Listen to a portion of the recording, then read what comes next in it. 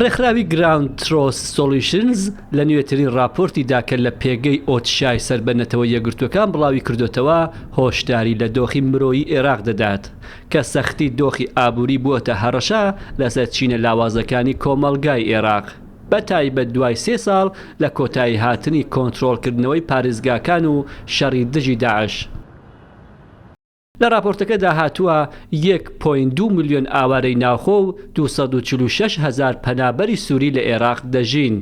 بە گوێرە راپۆرتەکە دۆخی مرۆیی لە عێراق داڕماوە سەرەڕای ئەوەی پارێزگاکان کۆنتڕۆڵ کراون بەڵام ئاوارەیی و بێکاری تاکو ئێستاش ماوە.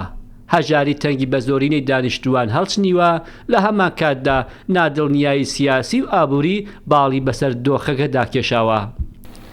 ئەو ڕێکخراوە ئاماژەی بەوە داوە بەهۆی کۆڕۆناوە 17,000 کەس گیانیان لەدەستداوە و تا دێت دۆخەکە خراپتر دەبێت. هەروەها بەهۆی گرتنەبەری ڕێوە شوێنەکان لەلایەن حکوومەتەوە بە قەدەغەی هاتوچۆ ڕێکارەکانی دیکە بێکاری بەرز بووتەوە.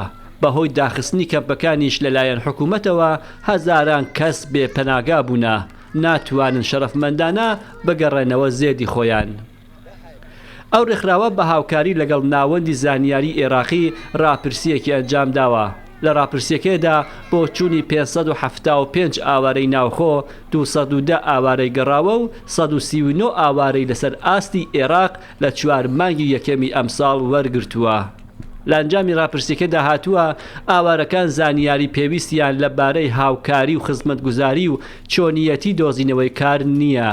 هاوکات زیاتر لە 3 واتە 138 دەڵێن پێشکەشکردنی پێداویستیە سەرەتاییەکان و وەک خواردن و پەناگە و خزمەتگوزاریە تەندروستیەکان لاوازە. داوا دەکەن بە شێوەی پارەی نەختینە هاوکاری زیاتریان بکرێت. لە هەمان کاتدا 1 لەسەر 3 ئاوارەکان بە داخستنی کەمپەکان کاریگەر بوونە و ترسیان هەیە لە هاوکاریەکانیش بێبەش بکرێن.